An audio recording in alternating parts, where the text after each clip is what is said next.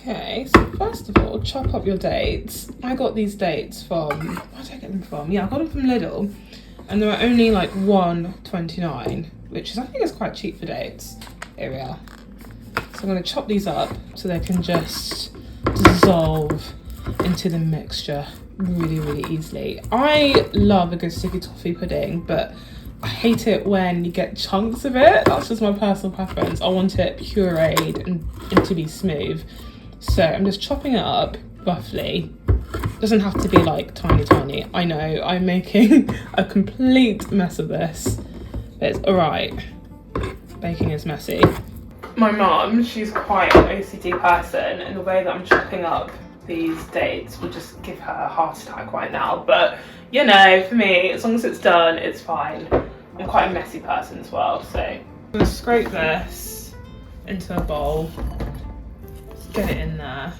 I just think, how can such a lovely dessert come from such a slimy thing? I actually don't like dates, to be honest, but I love a good sticky toffee pudding. Just gonna pick up the strays. Perfect. So we're gonna get our hot water on top of this. As a flavour booster, I'm gonna add in a tea bag as well. Let that infuse. And then a little bit of bicarb of soda. The bicarb of soda will really soften up these dates, so when we come to blitz it in our blender, it will just turn into a really nice smooth paste. And we can put this to one side as we tend to the rest of our ingredients. So we want 180 grams of butter. This is why it's good just to get your weighing scale underneath it, because how can you be exact purely by eye? So I'm a little bit over. So we've got our butter in here, and we're going to add in our sugar. So for our sugar, we want to use dark brown sugar. It gives that sticky toffee that dark, intense flavour. Alternatively, you can go for dark muscovado sugar, which again has lots and lots of molasses. So it gives your pudding that really nice sticky flavour. So let's get this in here. That weighed out, I'm just going to get my mixers in. For those that know me, I love my hand mixer. It seems a bit weird using this stand one. I've had this for years.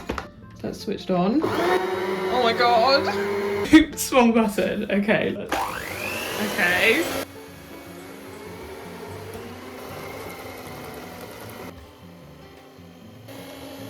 It's nice and soft. That's what you want. You want it to be like really nice and soft.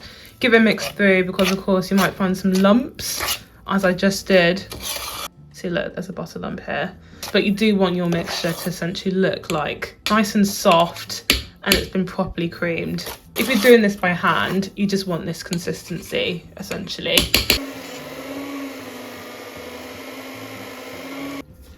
Add in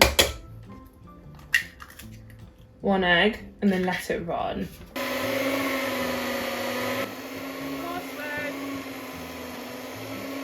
So now this is perfectly mixed, I would say. Let's move on to our date mix, which has softened, I would say, and that tea bag has infused so well. So let's get our blender ready. I'm gonna take away the Earl Grey tea bag. Oh, just gonna pick it out and dump it in there. So let's dump all our lovely mixture into our blender. So let's blend this so nice and soft. I have to say, by the way, I'm not using anything fancy. This is just a normal blender. So it's nice and blended. Let me show you. Look how nice and blended that is. Perfect for our cake mixture. Just gonna get the whole thing in there. And feel free, get a spoon to scrape every last drop in there. This smells so good. It smells like an Earl Grey sweet sort of mixture, which is just perfect with sticky toffee. If you don't like Earl Grey, you can always use a different tea bag, but oh, I am a sucker for Earl Grey. Okay, so let's get our mixer off.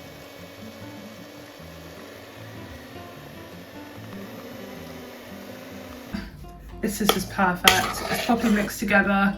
Don't worry if your mixture splits like this. once we add in our soft raisin flour, it'll look like a normal cake batter. So let's get this out of our stand mixer so that we can finish this by hand. When it comes to mixing in flour, I always do it by hand because it just makes your cakes really nice and tender, and we want this pudding to be tender.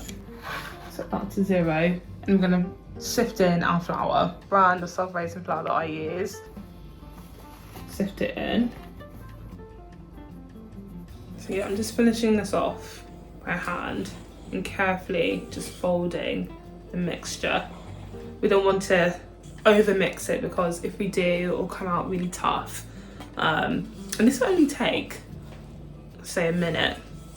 And we're pretty much there, like it's done. I fear that this video is going to be extremely short because sticky toffee is really easy to make. I know that it comes across as quite like a complex recipe, but it's pretty simple. Sort of greased up. Whoa. It's okay if you see streaks of flour, just mix it in using a spoon.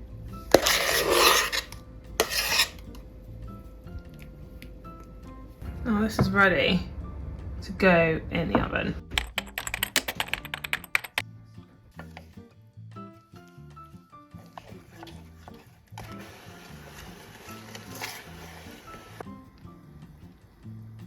Our sticky toffee pudding. Just look how soft it is.